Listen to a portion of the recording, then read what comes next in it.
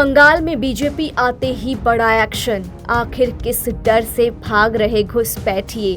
क्या है ये होल्डिंग सेंटर जिसके चलते बॉर्डर पर लग गई भीड़? पश्चिम बंगाल में बीजेपी की सरकार आते ही अब एक्शन पर एक्शन देखने को मिल रहा है। सीएम शुभेंदु अधिकारी के फैसलों के बाद बंगाल बॉर्डर वाले इलाकों पर ऐसा माहौल देखने को मिल रहा है कि कई घुसपैठिए खुद ही बंगाल छोड़कर भाग रहे हैं। कहीं जल्दी जल्दी सामान बांधा जा रहा है तो कहीं बॉर्डर पर लाइन लगने की खबरें सामने आ रही है। लेकिन आखिर ऐसा क्या हुआ कि सालों से बंगाल में छिप छिप कर रह रहे इन घुसपैठियों में अचानक डर कायम हो गया?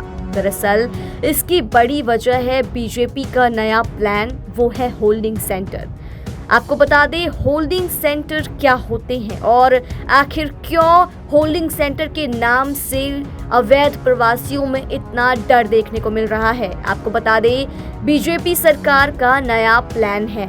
अगर अवैध तरीके से बंगाल में कोई पकड़ा गया तो उसे सीधे जेल नहीं बल्कि होल्डिंग सेंटर में भेजा जाएगा। होल्डिंग सेंटर आसान भाषा में समझे तो अगर किसी पर शक होता है कि वो गैर कानूनी तरीके से बंगाल में रह रहा है तो उसे सीधे जेल नहीं भेजा जाएगा, उसे पहले होल्डिंग सेंटर लेकर जाया जाएगा। वहां पर उसके कागज और पहचान की जांच की जाएगी, चेक किया जाएगा कि वो किस देश का नागरिक है।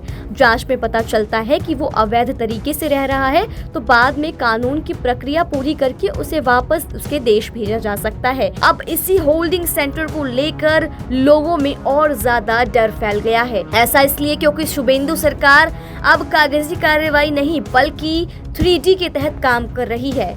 3D मतलब डिटेक्ट, डिलीट और डिपोर्ट। आसान भाषा में समझे तो पहले पहचान की जाएगी, फिर घुसपैठियों के जो नाम है वो रिकॉर्ड से डिलीट किए जाएंगे और फिर उसके बाद उन्हें वापस भेज दिया जाएगा। इसी प्लान के तहत अब बॉर्डर वाले इलाकों में होल्डिंग सेंटर बनाए जा रहे हैं। बताया जा रहा है कि मुर्शिदाबाद, मालदा जैसे तमाम इलाके हैं जहां जांच और चेकिंग तेज कर दी गई है। रिपोर्ट्स की माने तो हकीमपुर बॉर्डर इलाकों में बीएसएफ और पुलिस ने मिलकर करीब 200 लोगों को रोका था जिन्हें आगे की जांच के लिए होल्डिंग सेंटर भेजा गया।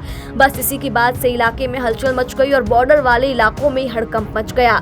बताया जा रहा है कि कई लोग अब खुद ही बांग्लादेश लौटने के लिए बॉर्डर के पास पहुंच रहे हैं। फिलहाल 35 से 40 लोगों को बकरीद के मौके पर सीमा पर इंतजार करने की बात कही गई थी। यानी सरकार की सख्ती शुरू होते ही कई लोग पकड़े जाने के डर से खुद ही इधर उधर भाग रहे हैं। दरअसल लोगों में बड़ा डर यही सता रहा है कि अगर पकड़े गए तो होल्डिंग सेंटर भेज दिए जाएंगे। कई लोगों को इस बात को लेकर भ्रम है कि होल्डिंग सेंटर में क्या होगा, कैसी जाँच होगी, उसके बाद उन्हें कहाँ भेजा जाएगा और इसी वजह से खलबली मची हुई है। आपको बता दें रिपोर्ट्स की माने तो केंद्रीय गृह मंत्रालय के नियमों के मुताबिक ऐसे लोगों को कुछ समय तक इन होल्डिंग सेंटर्स में रखा जाएगा ताकि उनकी पहचान और नागरिकता की पुष्टि की जा सके।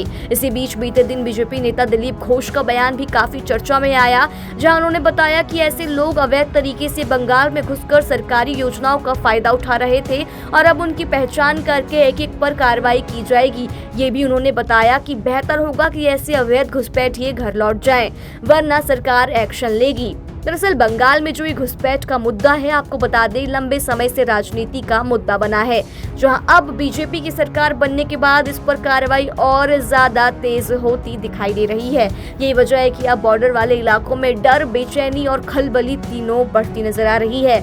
अब सवाल यही है कि क्या आने वाले दिनों में ये अभियान और तेज होगा, क्योंकि जिस तरह बॉर्डर और वाले इलाकों में हलचल मची है उससे साफ है कि बंगाल में घुसपैठियों की खैर नहीं।